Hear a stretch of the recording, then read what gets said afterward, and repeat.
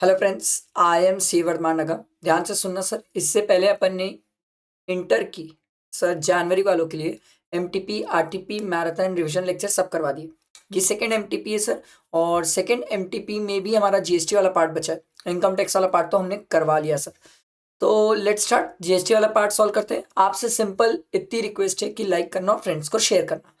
ये last time जब मैं आपको सिखा रहा हूँ एक बात, बट ये बात लास्ट टाइम बहुत इंपॉर्टेंट है क्योंकि इसके बाद आप फाइनली एग्जाम्स देने जाएंगे। तो बात ये है सर कि जब भी केस सिनेरियो हो, हमेशा दिमाग में बैठा के रखो कि पहले अपन को क्या करना है, क्वेश्चन पढ़ना है। एक बहुत अच्छी क्लैरिटी होती है क्वेश्चन पढ़ने से। आप अपने एक माइंड को ना फ्रेमवर्क प्रोवाइड करते हो कि हमें सोचना कैसे है।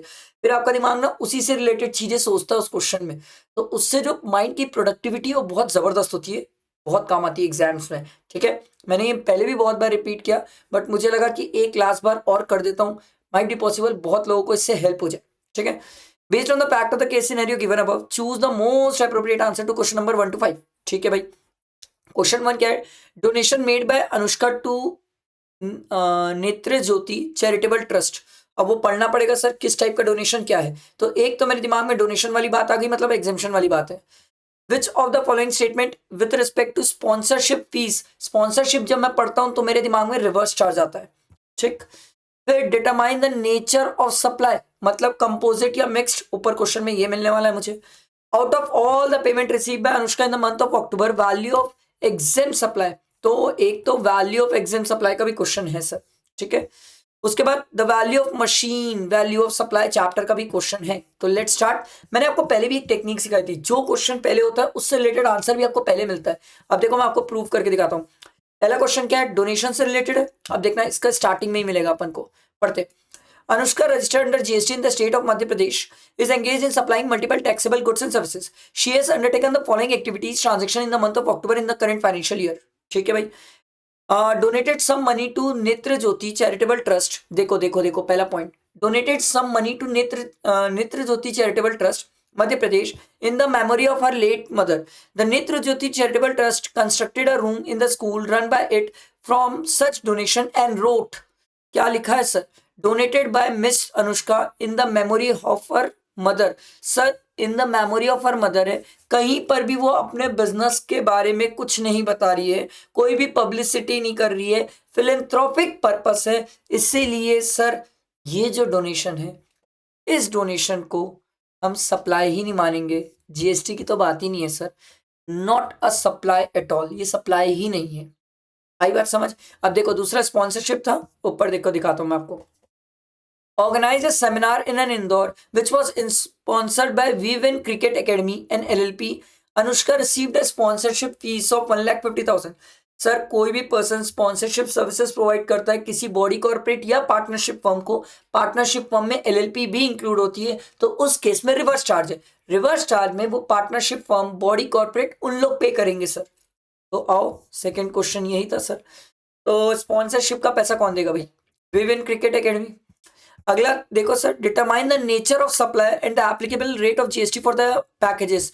नेचर ऑफ सप्लाई बताना है। आओ, इसका थर्ड पॉइंट होगा। देखो, Ashoka public school intended to distribute gift package consisting of fountain pen, calculator, tape, dispenser.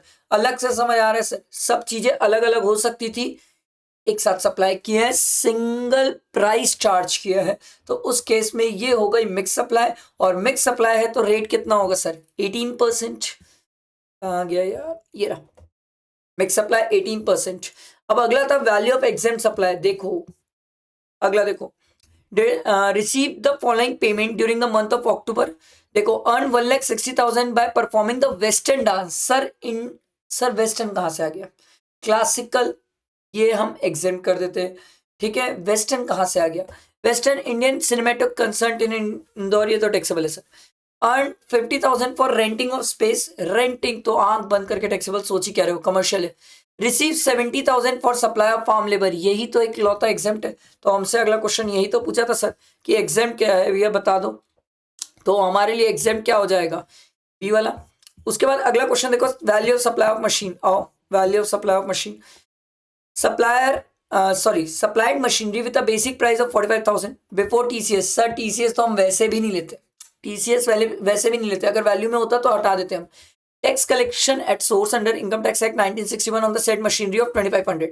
Further, a subsidy of 50,000 is received from Prakriti Foundation Private Limited for the uses of green energy and subsidy was linked to the energy.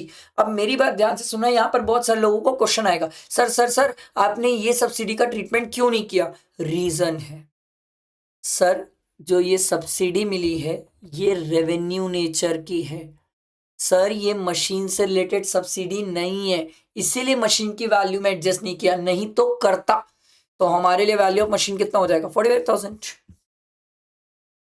ये रहा, समझ आया? अगला देखो sir, अगला question बोल रहा है sir, which of the following statement is true in respect of the furnishing of detail of convenience in part B of the e-way bill? ये देखो, Anushka need to transport one consignment to the transporter and then to the consignee. पहले transporter के पास माल जाएगा, फिर consignee के पास जाएगा। The distance within the same state between the her godown and the transporter is 20 kilometres. Sir 20 kilometres तक तो कोई दिक्कत नहीं है, फ्रॉम द, और सेम स्टेट के अंदर है, from the place of transporter to the consignee 99 kilometres है।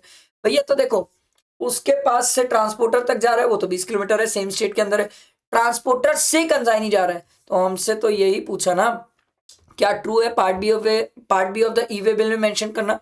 तो part B need not be furnished in respect of transport of consignment from godown of Anushka to the transporter. यही तो point सही है सर, क्योंकि वो विद इन 20 किलोमीटर से same state में है, कोई दिक्कत ही नहीं है सर। बाकी आगे वाला जो है उसके लिए ई-वे बिल जनरेट करना पड़ेगा, क्योंकि 99 किलोमीटर से। आ रही बात समझ, उसको मत भूल जाना।